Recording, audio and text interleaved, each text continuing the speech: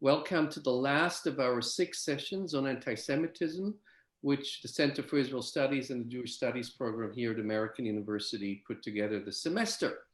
Let me also thank my co-organizers, Professor Pamela Nadell and Professor Lawrence Strauss, for this extraordinarily successful series, which we hope to plan to continue next semester. And please visit the website of the Center for Israel Studies at American University. You can see the recording of previous events and also follow us on our future events. And now it is my pleasure to introduce our 2 distinguished panelists.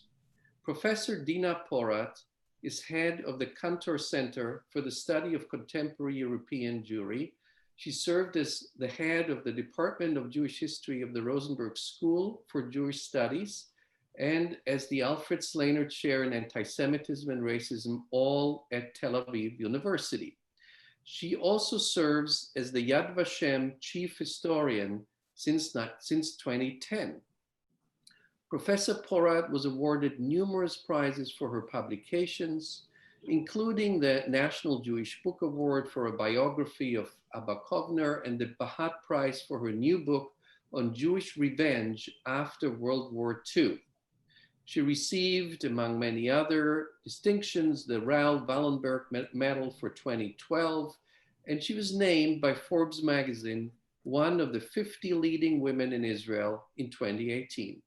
She was a visiting professor at Harvard, Columbia, and New York University, and served as an expert on Israeli foreign ministry delegations to the UN World Conferences and as the academic advisor of the International Task Force on Holocaust Education, Remembrance, and Research. Welcome, Dina Porat. Thank you. Professor David Myers is the Sadie and Ludwig Kahn Professor of Jewish History at UCLA, as well as the director of the UCLA Luskin Center for History and Policy and the board president of the New Israel Fund. David Myers served as president CEO of the Center for Jewish History in New York during 2017-2018. An alumnus of Yale College, Myers undertook graduate studies at Tel Aviv and Harvard universities before receiving his PhD from Columbia University. Many good memories we had there together. David has written widely in the fields of Jewish intellectual and cultural history, and at present he's completing a monograph with Nomi Stolzenberg on the Satmar Hasidic community of Kiryas Joel in New York. David Myers has taught as visiting professor at many international institutions, including the École des Hautes Études aux Sciences Sociales in Paris and the Russian State University for the Humanities in Moscow. He served as a member of the board of the Association for Jewish Studies, as well as its teacher for the Wexner Heritage Foundation. So I think we're really well equipped with this distinguished panel to discuss our topic today, which is quite sensitive. No doubt, there are many different versions of what counts as anti-Semitism and what constitutes anti-Zionism, also among our participants who are watching and listening today. So let us start with asking both of you, how do you define anti-Semitism? How do you define anti-Zionism? And when, in your opinion, is anti-Zionism and anti-Israel rhetoric anti-Semitic? Let me start with Professor Porat, who was also part of drafting the International Holocaust Remembrance Alliance's working definition of anti-Semitism, which is recognized today by many states around the world. Please, Dina, go ahead. Thank you. I'd like to thank the organizers of the series. I'd like to thank my colleagues, Professor Brenner and Professor David Myers. I'm honored to be with them on the same panel. Thank you, Laura, and all the rest of the organizers. And as to your question, indeed, on May 16, the IRA, International Remembrance Holocaust Alliance, a body, a non-Jewish body that embodies some, at that time, at 1916, 31 countries, adopted, I'd like to emphasize this word, a working definition of anti-Semitism. Now, why did it come about?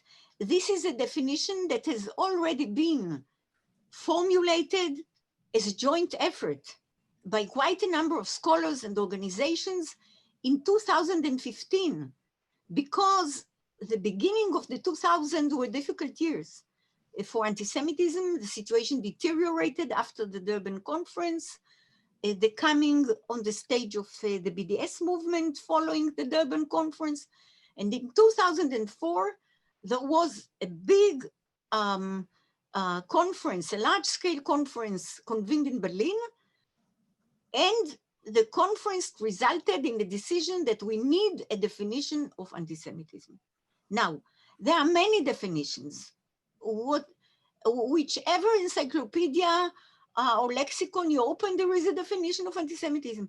This one is different because it is a joint effort, because it is short, it is a one page, it is non-academic, it is a tool, and this is why it is called a working definition.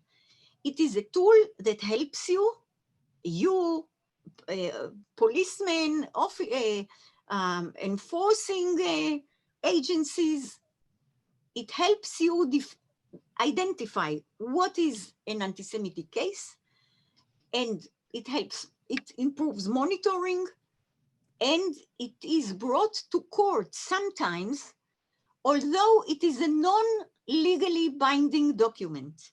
And this is why I emphasize the word adopting. It is a recommendation. You adopt it, but it doesn't oblige you in any way, and certainly not in a legal way. Now, as you said, since it has been adopted in 2005, it had a long history. 2016, again, some difficult years. Here is the IHRA, the International Holocaust Remembrance Alliance, adopting it with its 31 countries. Today, there are about 44 countries that have adopted, including the 31, and a host of dozens of churches, universities, municipalities, etc., who adopted, even football teams, who adopted the definition. Adopting the definition has become a sort of declaring your values, or declaring on which side are you in the struggle against discriminatory evils, not just anti-Semitism. A football team has a problem with race. Many of them have problems with racism that do not relate to anti-Semitism. So it has become a part of an international effort. Now, to your question, so this is the working definition. Now, to your question, how does this working definition define anti-Semitism? It speaks about a perception, a negative perception, of course, of Jews that results in deep feelings against. It says hatred. I'm not sure about this word hatred. Hostility, certainly, towards Jews, and it is being expressed in all kinds of expressions, verbal, visual, physical. And after this initial short definition, there is a line, a list of examples. 7 of them say what are anti-Semitic cases, like denying the Holocaust, like dehumanizing Jews, like delegitimizing the Jewish people, describe it in medieval terms, etc., etc. We all know that this story. And then come 4 points, which have made this definition a bone of contention because they say when anti-Zionism is anti-Semitic. Before delving into these 4 points, 4 or 5, I would like to add one more. I'd like to give one more short definition of anti-Semitism. And this is, so I believe at least, that you can put it, it's my responsibility. Anti-Semitism is the discrepancy between what Jews really are and between the anti-Semitic mind, mentality, imagination, think they are. There is a huge discrepancy, and this is the essence of anti-Semitism. Now to the second question, what is anti-Zionism and when is it anti-Semitic? Well, anti-Zionism, if you take it semantically, it is being against Zionism, which is the national movement of the Jewish people, aspiring for the Jewish people to come back to its homeland, establish a state, a Jewish state, and run it. If you are against this goal and against the existence even, not just the goals, but against the existence of this national movement, or against the existence of the state that this movement has created, then you are an anti-Zionist. Now,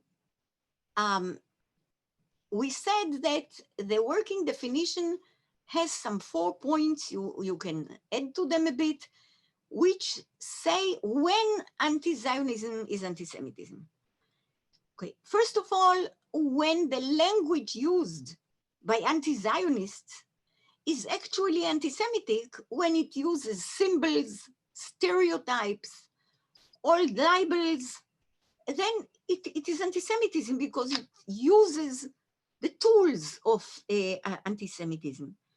Then if you depict the Jewish people and the Jews that support Israel and Israel, you depict them as a cosmic evil that is responsible for every wrong under the sun, okay, in a disproportionate way, the way you do to Jews, or the way you think about Jews, then again, anti-Zionism is anti-Semitism. If you go against, as an anti-Zionist, you go against the very existence of a Jewish state, this is, before you come to anti-Semitism, it is at least a gross discrimination, because why is this specific national movement and state, why is it not worthy of existence? Whenever I get to this point, I cannot avoid asking, why every tiny island in the Pacific with some 20,000 inhabitants has the right to have a vote in the United Nations, to have a flag, a hymn, etc.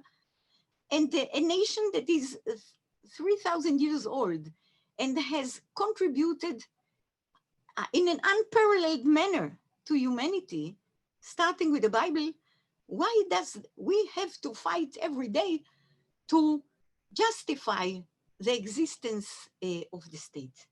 Now, one more line is, of course, distorting the history of the Holocaust, the meaning of the Holocaust, and comparing Israelis and Jews who support it to the Nazis. Now, this is not a simple comparison. The Nazis are not worthy of existence. You don't just say that they are Nazis because you're on the left and you think that that Israel is a racist endeavor or whatever. When you say, when you bring up this comparison, and you know that the Nazis are not worthy of existing, and the whole free world was enlisted to demise them, then the state of Israel, if compared to Nazis, is not worthy of existence. Let me bring up two more points, if it's okay with you. One is that right after the establishment of the State of Israel, there was a division, a certain division between Jews and Israelis. Israelis were supposed to be the new Jew, not resembling the exilic Jew, but rather non-Jews, the new, building, courageous, etc., etc. This division has been blurred. It's a long process. It was a process inside Israel and outside by those who attack it as well, that blurred this division. Today, and especially again since this Durban conference in 2001, which was like a fiery shot that began new anti-Semitism that is more carried by Muslims, more violent. It is called new, though the image of the Jew is the same. It resulted in blurring the division between Jews and Israelis. Israel is accepted and regarded as a Jewish state. There is no opposition in Israel to the blurring of this division. We definitely now see ourselves as sharing the fate of Jews all over. And this, by blurring this division, you put the character traits of Jews. If you're an anti-Zionist and you're against the Zionist movement, not worthy of existing, etc., you think so because you attribute very negative behavior, policies, etc., to the Jewish state. But I think this, if you put all countries on a scale, then 195 countries, UN members on a scale, and ask and try to rate them according to policies, deeds, human rights, etc. I think that Israel has a very good place on this scale, but there is no anti-Zionism for what they do in Tibet. Therefore, I would.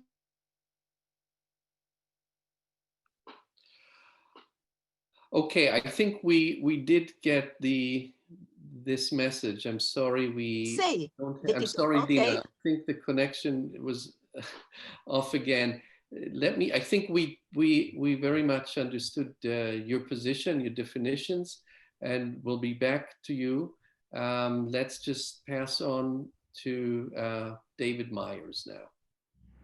Thank you, Michael, and let me begin by expressing my thanks to Laura for all of her organization of this event, to Eric and Anthony, and above all to Professor Porat, who is, of course, a distinguished historian in her own right, and as it turns out, a cousin of Yosef Chaim Yerushalmi, one of the perhaps the greatest Jewish historian of our generation, who happened to be the revered mentor of both Michael Brenner and myself. So I feel like there's a kind of cosmic convergence here today through the person of Yosef Yerushalmi. So let me try and address your questions, Michael, as best I can. I think Dina did a very good job in laying out some of the definitional apparatus for anti-Semitism as reflected in the IHRA working definition. And I don't plan to sort of repeat a catalog of characteristics of anti-Semitism. What I guess I would say is that in the first instance, anti-Semitism is about hatred of Jews. And here I want to call attention to two properties of anti-Semitism that I think are essential to really understanding its perdurance, its persistence. And they are a set of contradictory qualities that I think give it its particular force. One is its astonishing malleability, the capacity of anti-Semitism to assume many different and indeed contradictory forms, such that out of the same mouth one can hear representations of Jews as arch capitalists intent on global domination, or revolutionary socialists intent on overturning the existing world order. And I think if we look at the long history of anti-Semitism, anti-Judaism, Judeophobia, whatever term one uses, one sees that that malleability is important to understanding its staying power. Now, some would say, as indeed some have said very prominently recently, that the phenomenon is so malleable, so elastic, that the term anti-Semitism doesn't make sense. I arrive at the opposite conclusion, that it's precisely that quality of its malleability that gives it its force and in a sense compels us to hold on to the term. The other quality that I think helps explain the unique force of anti-Semitism is in tension with the criterion of malleability, and that is anti-Semitism's essentialism.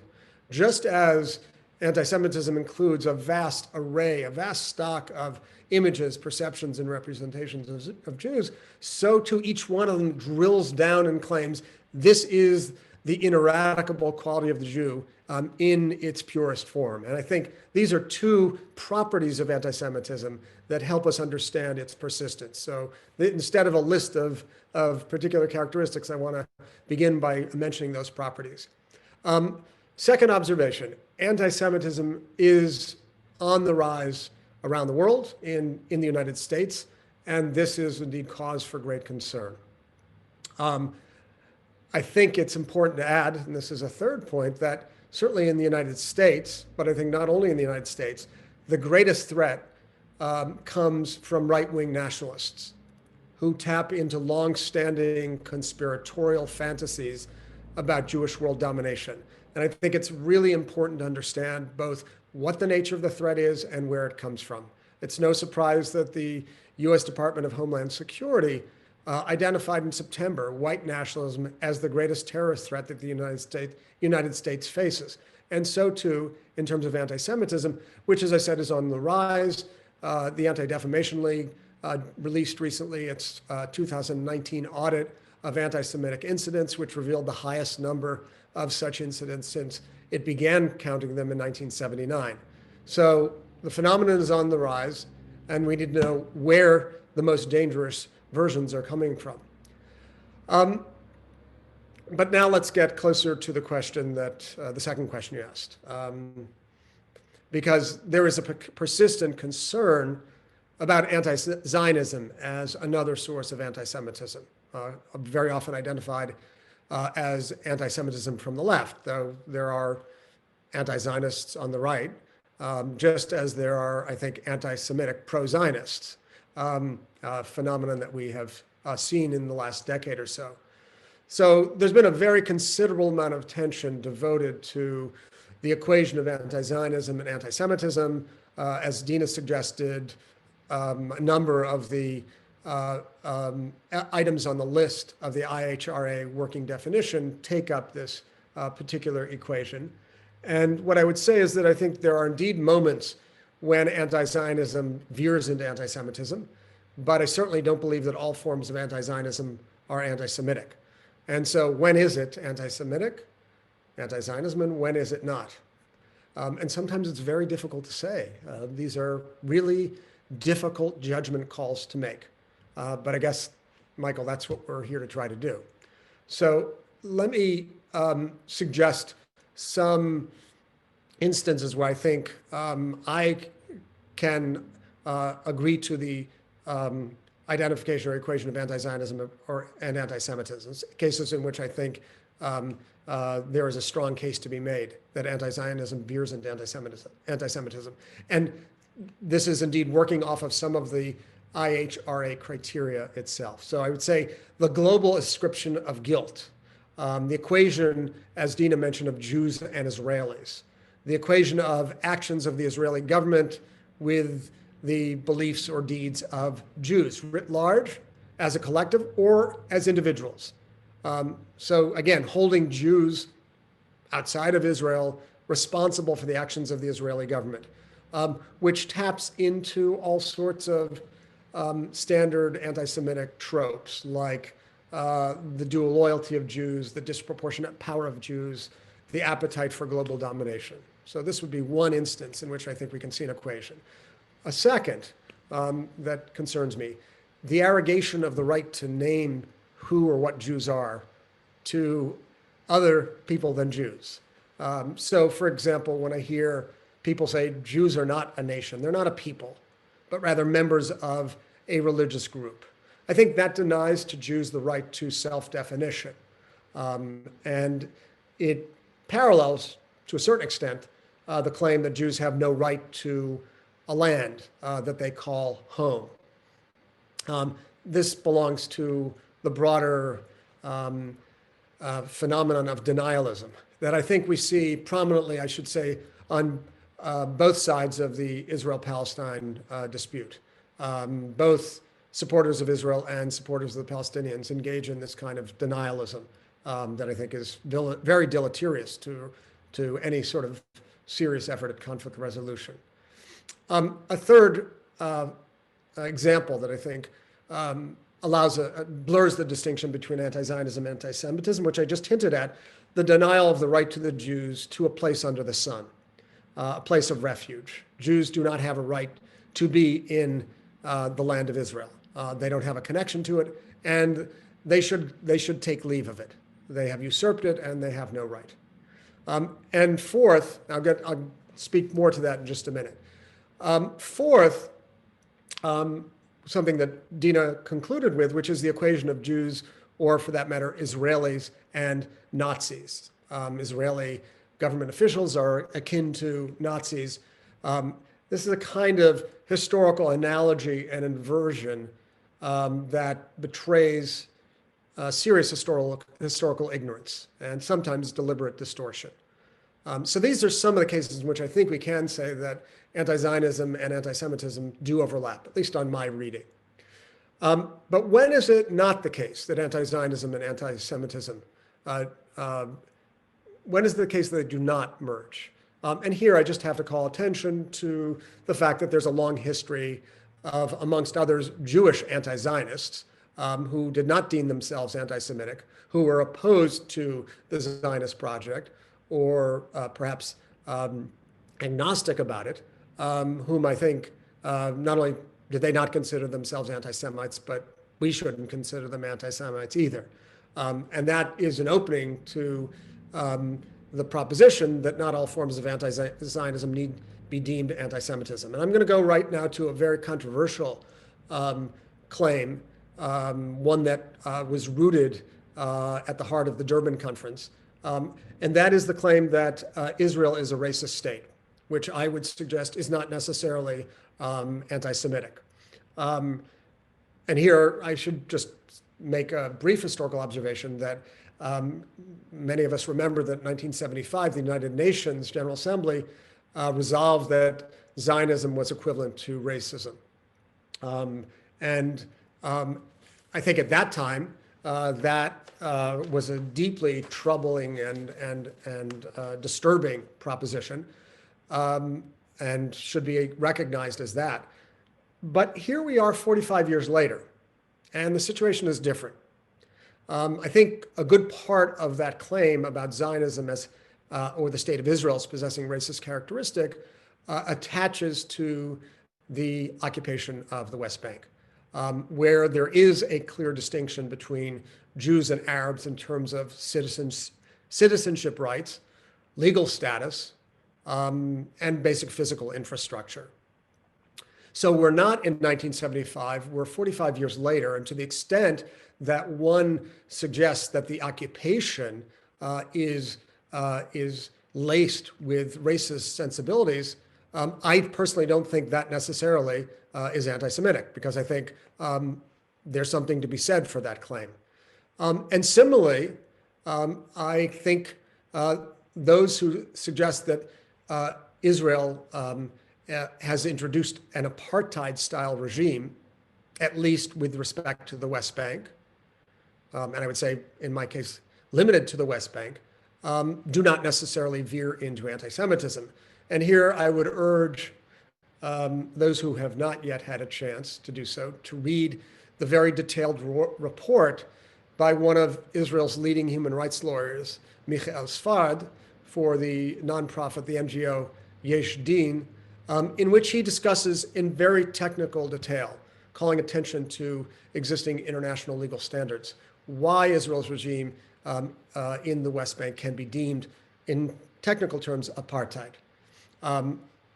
So I think when one reads Svard's opinion, and I regard Svard, in fact, as a great patriot, seeking to uphold human rights as he understands them to be represented in Israel's own Declaration of Independence. I think, for me, it becomes hard to globally dismiss that assertion about the apartheid status, at least in the West Bank, as anti-Semitic. Third, the claim that Israel should not be a Jewish state. For many, that is akin to anti-Semitism. And I think sometimes it can be, but sometimes it is not. For example, I think that those who advocate for the state of Israel as the state of all its citizens, who account for a unique or distinctive connection of Jews to the land of Israel, and provide for the cultural rights and physical security of Jews, are not necessarily anti-Semites. They are proposing an alternative political framework for Israel based upon principles of justice, fairness, and equality. And I think to make the claim that Israel should no longer be a Jewish state is not, in that regard, necessarily anti-Semitic.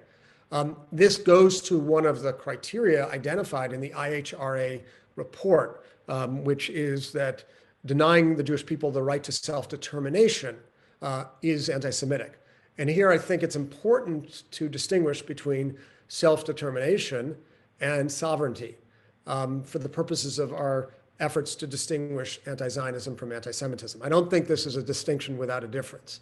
I think it matters. I think to deny that Jews have a right to a place of safe haven, to deny that Jews have a right to be in the land, is different from saying that Israel must be in perpetuity a state of the Jews or a Jewish state as opposed to a state of all its citizens.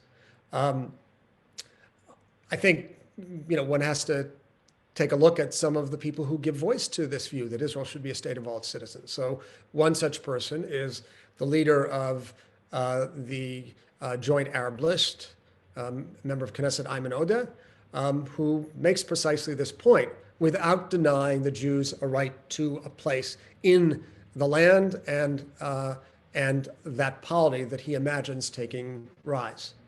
The fact that arrangements such as this, the idea of the state of all its citizens, harks back to older ideas that were once considered, albeit in minoritarian fashion, doesn't make them, I think, either irrelevant or anti-Semitic. I think, especially in a moment of political stasis and political thinking, it doesn't hurt to sort of go back to the old historical repository and see what ideas can be learned from. So what I would conclude by saying is, I think there are instances, including in the IHRA definition, where the claim of anti-Semitism based on anti-Zionism does not hold up. In each of these cases, there may well be anti-Semitic versions, but I think there are also instances like upholding the belief in the state of Israel as the state of all citizens that can be deemed not anti-Semitic as well. I'll conclude there. Okay, thank you, David. And I think we're right in the middle of the discussion where we might even see disagreements here on the panel. Let me bring this back to Dina Porat. Dina, I don't know, maybe you want to respond, maybe you have some differing views, especially when it comes to racism and apartheid. And then I also want to ask you if there are any examples you would see where maybe anti-Semitism is also the weapon of the A word is misused for political reasons as well. But first, maybe you want to say something about what we just heard. And we have to make the statement shorter now because we want to bring in some questions from the audience. Please, Dina. Okay. Thank you. And I hope the connection from over the ocean from Tel Aviv to the United States will work. And let me definitely respond to my friend and colleague David with the following with the following arguments. We didn't speak, we tried to define anti-Semitism and anti-Zionism. When anti-Zionism is anti-Semitism, you brought in when it is not, but we didn't speak about the reasons. Now, you mentioned the 1975 resolution, which was of the United Nations, that Zionism equals racism, but you didn't tell us that it was revoked in December 1991 and annulled when the Soviet Union fell apart, because one of the main reasons of enlisting the left and the intellectual left against Zionism and against Zionist inspirations were Soviet aspirations to enlist the third world, the Arab world, for its interests, and to defame Israel as Zionism and Zionists as collaborators with the Nazis, in order to take off their heads the claim that they signed the Molotov-Ribbentrop Pact, that they didn't see the signs of the German invasion coming, etc. And it was in their interest, for the sake of narrative and historical narrative, to put Nazis on Zionism's head. This is one main reason that we should take into account, that the source of anti-Zionism is not what Zionism is or what Israel is doing, but interests of the Soviet Union. And then another reason is the academic left that caters always for the underdog, for rights of all kinds of groups, minorities that are deprived, etc. And with them, automatically, Israel is an occupying brutal force, whatever, and the Palestinians are on the righteous and virtuous side. The third reason is that for this argumentation is I thank you, David, for using the word inversion when you spoke about Nazis and Israelis. But there is one more inversion that came up during the last decades when conflicts involved more and more religious aspects. And this is an inversion in which Jews and Israel must be the Antichrist, because they certainly cannot be on the side of the sufferer and the one who brings salvation, like Jesus Christ. And once the opposite, politically and theologically, was found and merged in the image and the existence of the Palestinians, then they are in all caricatures nailed on the cross, continue the crucifixion, dripping blood, etc., while Israel is the other side, is the Antichrist. A fourth reason, and I quote here Robert Wistrich, the late great scholar, who said, why anti-Zionism? Because first of all, the Christian world, but the Muslim as well, has not yet swallowed the fact that Jews came back to their homeland and made themselves a state. They were not supposed to.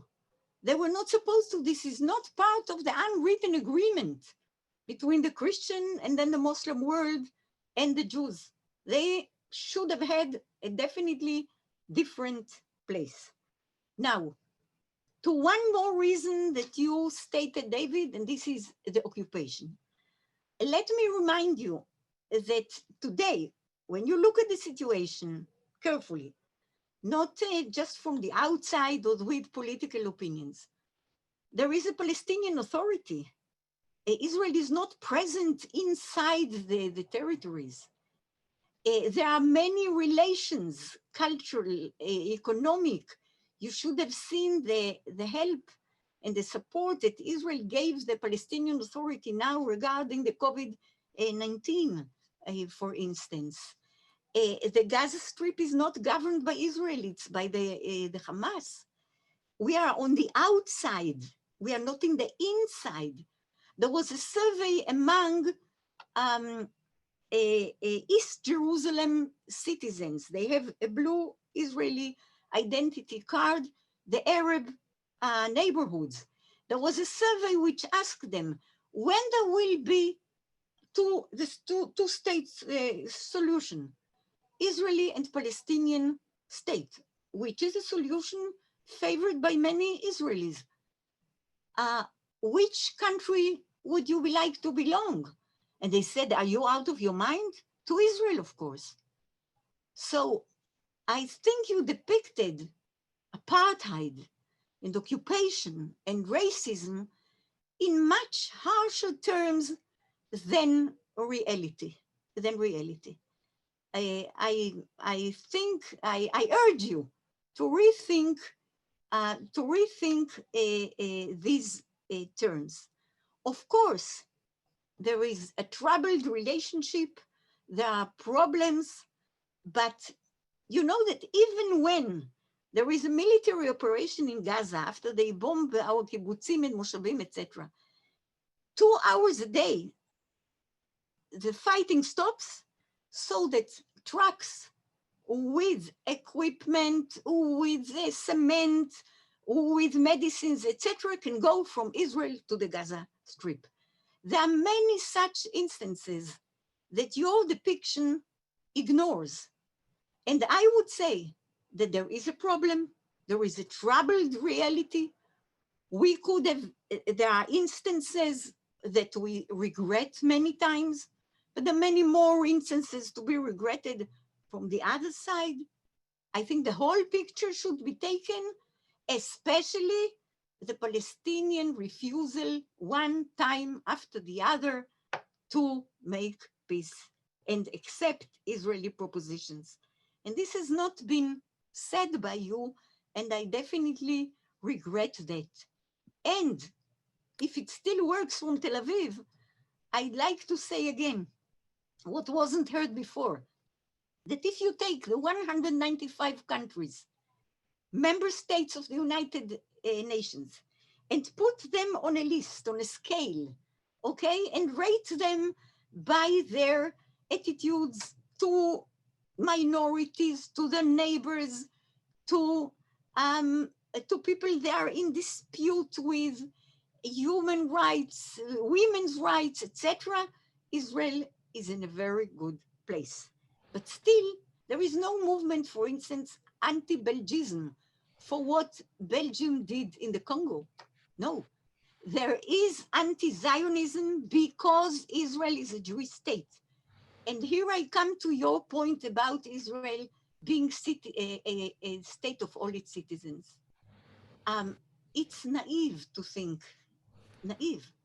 with all due respect, that this is going to work as one state for all its citizens that with no Jewish nature. This was not the goal. There are so many Arab states, so many states and just one Jewish state. It will deprive the Jewish state of its nature, of its goal, of its tradition. And the two-state solution, that's one thing, another thing. But a state of all its citizens that would blare anything or everything, sorry, that has been achieved so far. Michael, I'm sorry, I have to respond briefly to some of Dina's points. I'll try and be as brief as I can. Let me begin with the last point. So whether or not it's naive, Dina, I don't think that's the question. The question is whether voicing support, endorsing the idea of Israel as a state of all its citizens is anti-Semitic or not. And here I believe it is not necessarily anti-Semitic. That was the point. Agree. We can discuss. We're not here to discuss what we think is the ultimate ideal outcome for Israel. That's a different question and a different matter and a different. I think Michael's taking that up next semester. But this semester is about anti-Semitism. I would say to maintain that is not necessarily anti-Semitic. That's the point. Second, with regard to the occupation, yeah, I think we just have very different understandings of what's going on. First, I guess I would say that as a matter of international law, to my mind, the occupation and the building of settlements is illegal according to international law, according to the 49th clause of the Fourth Geneva Convention. And we begin with that, and then we move to the reality on the ground, which I don't know, because you're prohibited from going, when the last time you went into the Palestinian parts of the West Bank, but you know, I don't know when you've been through a checkpoint, but I can assure you, having spent time there relatively recently, it's not the perception of most Palestinians with whom I've been in touch, whom I'm in regular touch with, that Israel's presence is completely outside. Israel's presence is ubiquitous, is everywhere. It's pervasive, and in many instances, it's suffocating. And I think that's why Sfard arrived at the conclusions he did, not with the a priori intention of defaming his country, but on the basis of a very careful analysis. So we could go back and forth on this one for a long time, but I think we're just going to have to agree to disagree on what the nature of the occupation is and whether or not one can describe it as either racist or apartheid and be deemed anti-Semitic as a result of that, that being the question. Not even whether it's racist or apartheid, but whether saying so is anti-Semitic. I want to now just jump in on a few other points, and then Michael, forgive me. There is undeniably, Dina, you're right, a selectivity of focus upon Israel, and it's especially apparent amongst the left. You're absolutely right. You're 195 countries in the UN. I think that's absolutely right. And it's unsettling, and it indeed is part of, I think, what unnerves me about BDS. There's a lot more we can say about that. I just want to say two things.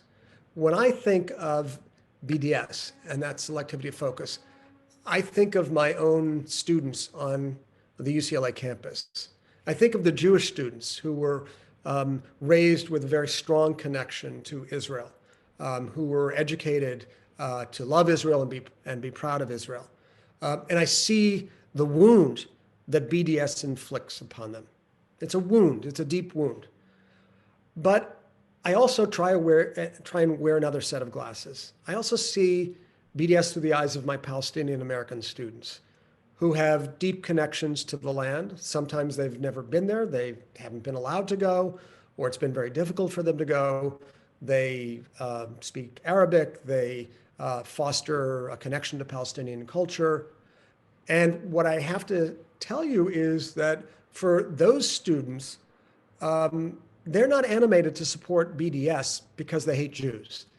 They see it as a non-violent form of resistance to the occupation, which can allow Palestinians to achieve self-determination.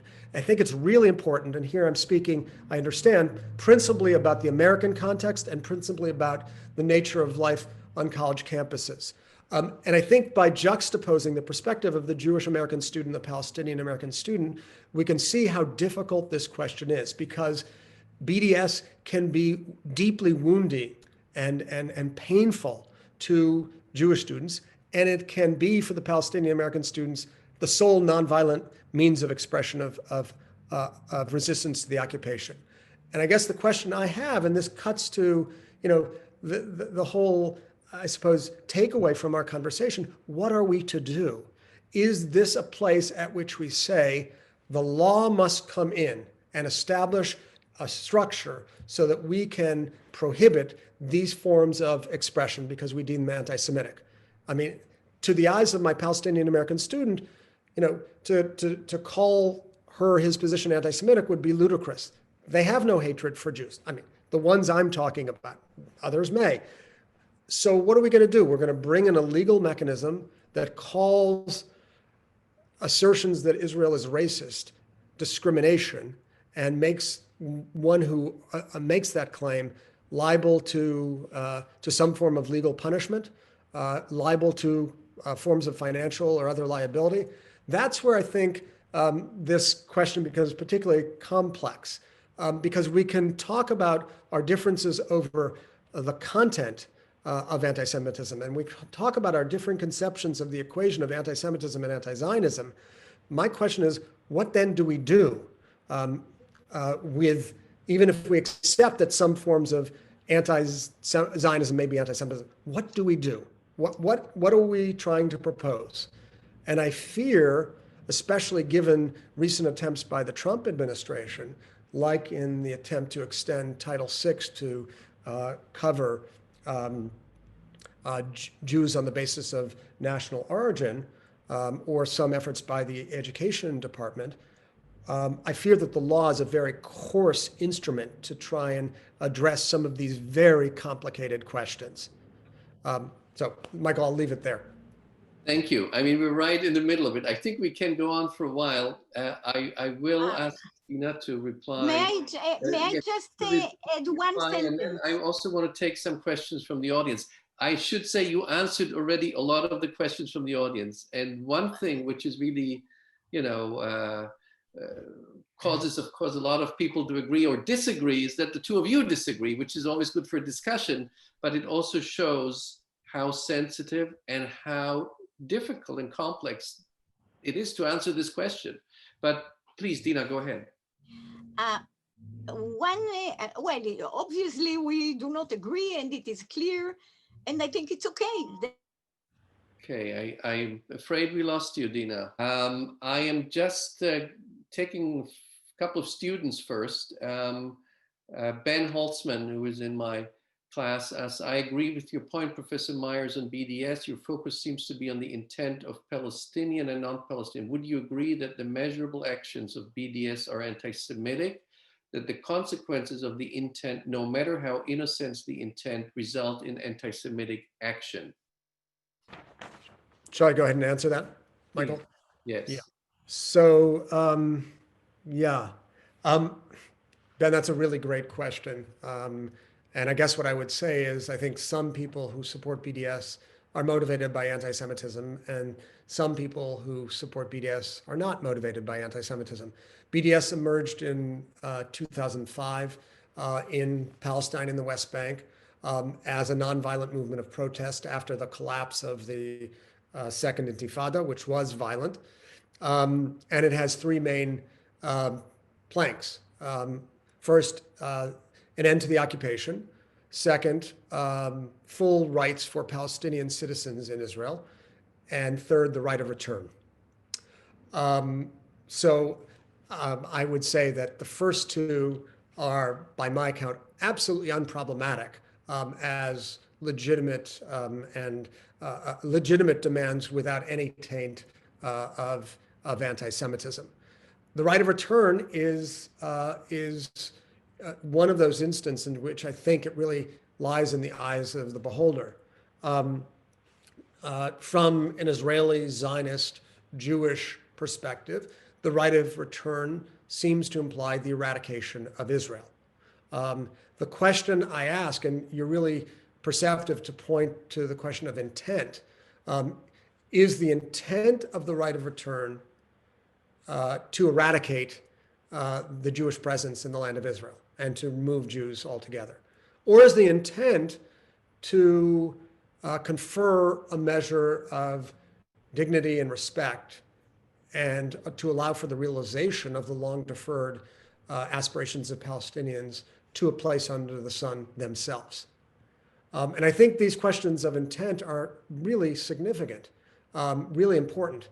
And so what that leads me to conclude is, I think for some, the right of return consciously means getting rid of the Jews. And for others, it means the realization of the Palestinians' long-deferred goals. And I would just conclude by saying that it is reported that in the very late, we might even call it terminal stages of the Oslo peace process, we're talking about January 2001, when Bill Clinton was packing up his bags, but nonetheless pushing to see if a final resolution could be achieved. It is said that second-tier negotiators achieved some sort of agreement on the question of refugees, which would include the following features: recognition of the right of return, agreement that the two parties would agree on where that right of return was to be implemented.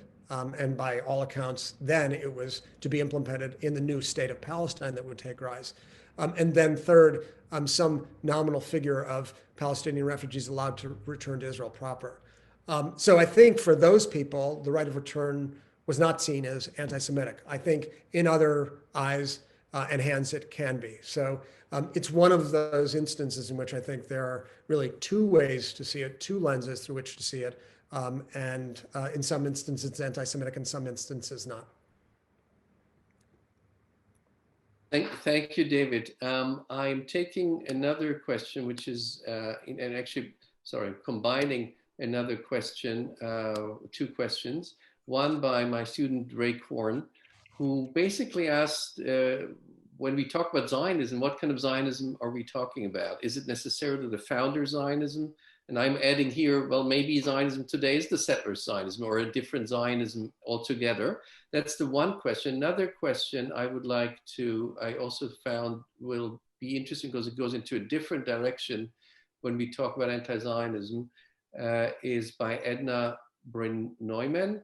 And it asks about the Orthodox. So if the ultra-Orthodox, the Haredi population, is anti-Zionist. So some of them are anti-Zionist. Some of them are violently anti-Zionist, like David, you deal with the Satmar community, for example. Are those anti-Semitic as well? So these are two questions. I go to Dina first, and I hope we won't lose you. Okay. Let me thank you for the two questions. Well, I think you have good students. And I'll start with the Orthodox. I think David has already said that, and I have carefully read his paper in this Journal of Israel History, which he mentioned before. The internal Jewish debate, whether Zionism is the way to go, I don't think can be branded anti-Semitic. The Bund, the party, the Yiddishist party, was vehemently against Zionism. The Orthodox, no doubt, because Zionism is secular, it didn't wait for the Messiah, we know all that. The territorialists, the autonomists, the communists, all of them, or rather most of the lines of thinking in the Jewish people, inside the Jewish people at the late 19th century, the beginning of the 20th, when Zionism was born, political Zionism were against Zionism, no doubt. After the Holocaust, most of these solutions were proved to be an illusion. Communism, territorialism, the Bund was not existent anymore. Those who are still vehemently anti-Zionist are the Orthodox. And there is some kind of coexistence between them and the state authorities, which sometimes is not coexisting, but violent coexisting. And especially now regarding the coronavirus, there is a big clash, a deep clash between the Orthodox and the authorities of the state, the police, Ministry of Health, etc. I don't have to tell you, I think the same story is taking place in New York. But it's not anti-Semitic, to your question. It's a dispute, it's a way for them to behave that's violent, goes against, they infect one another, okay, but it's not anti-Semitic. Regarding the first question, I suggest, Michael, that you devote to it another seminar or another series of lectures next year, because it asks what is Zionism today? Okay, the Zionist political movement founded by Herzl, what did it want? It wanted the Jews to come back to their homeland and to establish a state. Now you can say, and now I'm answering the student, you can say that if Zionism achieved its goals, about half of the Jewish population in the world lives in Israel, birth rate is high, newcomers are coming, and there is a state, it achieved its goals. This is what the post-Zionists in Israel say. Now we should look for other ways to embody Zionism. So if you ask what it is today, when there is a state, what it is today is to maintain the state and to have it, to live in it as best as we can, and with as many values as we can. I'd like to remind you of Martin Buber's wonderful saying, the main thing is not that we live, that we are alive. The main thing is how do we live, okay? And Israelis think, I think most of them, that we are trying to maintain this Zionism by maintaining the state and by developing whatever we can, art, medicine, science, etc., and trying, David, to find a way to our neighbors. And again, we disagree, because you see there, the other side, you see the point, but I think you less see the Israeli point of aspiring for some settlement with its neighbors. That's, I think, is the essence of Zionism today. Thank you, Dina. I think that definitely answers this question. Let me pose the last two questions. Do we have time for a quick response or not? Yes, I want to say we have 5 minutes left, and we started with Professor Porat, we'll end with Professor Myers. So the last question, of course, you can also briefly respond, but I also wanted to ask, I think, an interesting question which came up in different forms by Nathan Glushka. A lot of Western students see this conflict as a white colonizing Jewish population versus the oppressed, darker-skinned Palestinians, but the situation on the ground in Israel shows a much more complex and less homogeneous population. I mean, I think he thinks also about, of course, Jews coming not from Europe, but from Arab countries, from Ethiopia and other places. And how do we take this on university campuses so it won't be just portrayed wrongly? And I think if you want to include that, that would be a nice ending of our discussion. But of course, you also feel free to respond as well. Thank you very much. Thank you for that question. I just want to briefly respond to the previous question and offer a few thoughts. One, about the Haredi population, the ultra-Orthodox population. As Dina mentioned, I've written on the idea of a principled anti-Zionism that is not anti-Semitic, especially drawing upon different circles of Jewish critics of Zionism, including, but not restricted to, Haredi Jews. Also, as Dina mentioned, the Bund and various other intellectuals scattered throughout the 20th century, who adopted really a principled position that was born of passion, concern, and love for their Jewishness that was nonetheless anti-Zionist. One of the things that I think is interesting to note that we have seen in recent months and even weeks is an ongoing process of what I might call the Zionization of the Haredi population. The increasing identification of the Haredi population with a certain right-wing political agenda, both in Israel and in the United States. And I think that is coming with a softening of the harsh opposition to the state of Israel, as Israel comes to be seen as a source of their strong particularistic sense of Jewish collectivity. And that, I think, is not at all disconnected from the question about Zionism. I have to say here again, Dina, this is a case in which we'll have to agree to disagree. The essence of Zionism today is the Zionism of the nation state law. I'm afraid to say what we have seen over the last 53 years is a winnowing down of this one-time expansive array of Zionist possibilities into one that is really, I think, shaped by two dates: by 1967, by the victory of Israel in the Six-Day War, and the unleashing of a new messianically driven religious Zionism, and 1977, Hamapach, the overturning of 30 years of Labor Party rule, when the revisionist Zionist Likud party took control and introduced its form of a kind of majoritarian ethnocentric nationalism.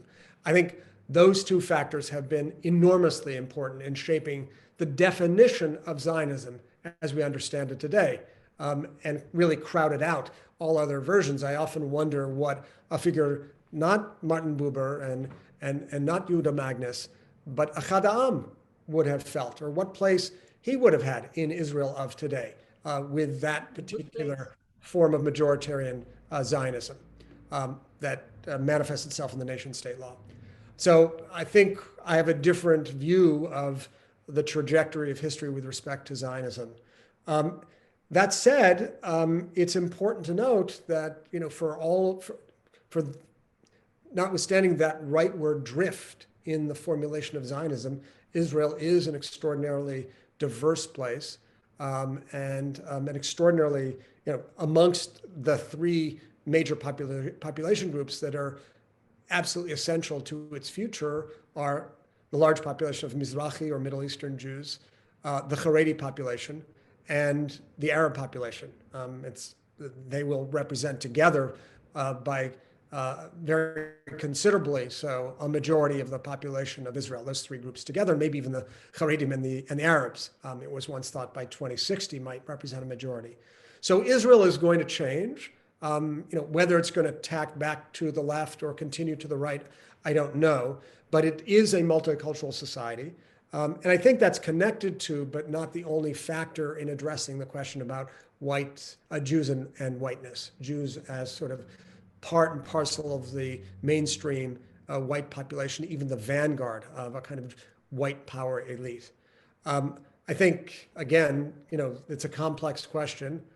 That assertion that Jews are sort of the paradigmatic exemplars of white power ignores a lot of history, including the fact that 75 years ago, the most enlightened country in the world attempted to exterminate the entire Jewish population and succeeded in murdering 6 million Jews. And I think it's important to remember how profoundly marginalized Jews have been, including in recent history. At the same time, I think we can't ignore the fact that Jews have achieved positions of great prominence and are amply represented beyond their numbers in many important areas of life that lends itself to that association.